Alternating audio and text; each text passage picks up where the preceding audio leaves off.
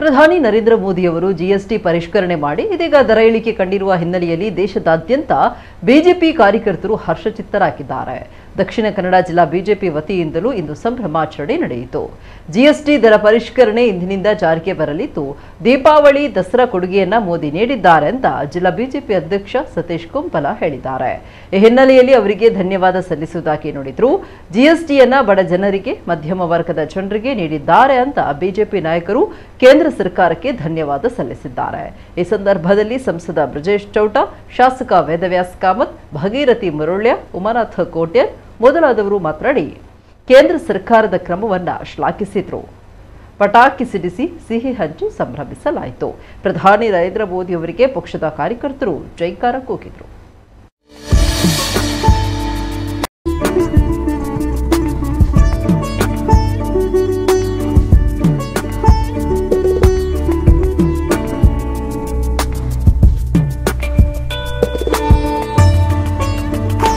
ವಿಶೇಷವಾದ ದೀಪಾವಳಿಯ ಮತ್ತು ದಸರಾ ಸಂದರ್ಭದಲ್ಲಿ ವಿಶೇಷ ಕೊಡುಗೆಯನ್ನು ನರೇಂದ್ರ ಮೋದಿ ಅವರು ಕೊಟ್ಟಿದ್ದಾರೆ.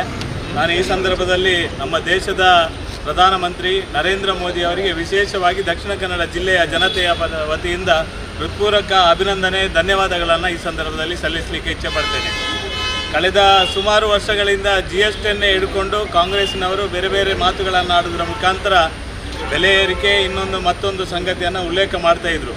ಆದರೆ ನಿನ್ನೆ ನರೇಂದ್ರ ಮೋದಿ ಅವರು GSTಯನ್ನು ಬಡ ಜನರಿಗೋಸ್ಕರ, ಮಧ್ಯಮ ವರ್ಗದ ಜನರಿಗೋಸ್ಕರ ಸಾಕಷ್ಟು ಇಳಿಕೆ ಮಾಡೋದರ ಮುಖಾಂತರ ಇವತ್ತು ನಾವು ದಿನನಿತ್ಯ ಉಪಯೋಗ ಮಾಡುವಂಥ ವಸ್ತುಗಳಿಗೆ ವಿಶೇಷವಾಗಿ ಕಡಿತವನ್ನುಗೊಳಿಸುವುದರ ಮುಖಾಂತರ ದಿನನಿತ್ಯ ಬದುಕುವ ಜನಜೀವನ ವ್ಯವಸ್ಥೆಗೆ ಪೂರಕವಾದ ವಾತಾವರಣ ನಿರ್ಮಾಣವನ್ನು ನರೇಂದ್ರ ಮೋದಿ ಅವರು ಮಾಡಿದ್ದಾರೆ. ನರೇಂದ್ರ ಮೋದಿ ಅವರು ಒಂದು ಐತಿಹಾಸಿಕ ನಿರ್ಧಾರವನ್ನು GST ಕೌನ್ಸಿಲ್ನಲ್ಲಿ ಇತ್ತೀಚೆಗೆ ತೆಗೆದುಕೊಂಡಿದ್ದಾರೆ.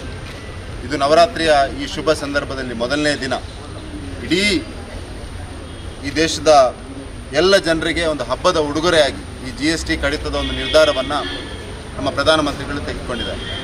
ಹೆಚ್ಚು ಕಡಿಮೆ 99% ಜನ ಉಪಯೋಗ ಮಾಡುವಂಥ ವಸ್ತುಗಳು, ದಿನನಿತ್ಯ ಉಪಯೋಗ ಮಾಡುವಂಥ ವಸ್ತುಗಳು ಇವತ್ತು 0% ಅಥವಾ 5%ನ GST ದರದಲ್ಲಿದೆ. ನೇರವಾಗಿ ಜನರಿಗೆ ಒಂದು ತಿಂಗಳಿಗೆ 1,500, 2,000, 10,000 ಜನೋಪಯೋಗಿ ಅಂದರೆ ದಿನಕ್ಕೆ ಉಪಯೋಗ ಮಾಡುವಂಥ ವಸ್ತುಗಳನ್ನು ತೆಗೆದುಕೊಳ್ಳೋದಿದ್ದರೆ 1,500, 2,000 ನೇರವಾಗಿ ಉಳಿತಾಯ ಆಗುವಂಥ ಒಂದು ವಿಷಯ ಈ ನಿರ್ಧಾರದ ಮುಖಾಂತರ ಆಗಿದೆ.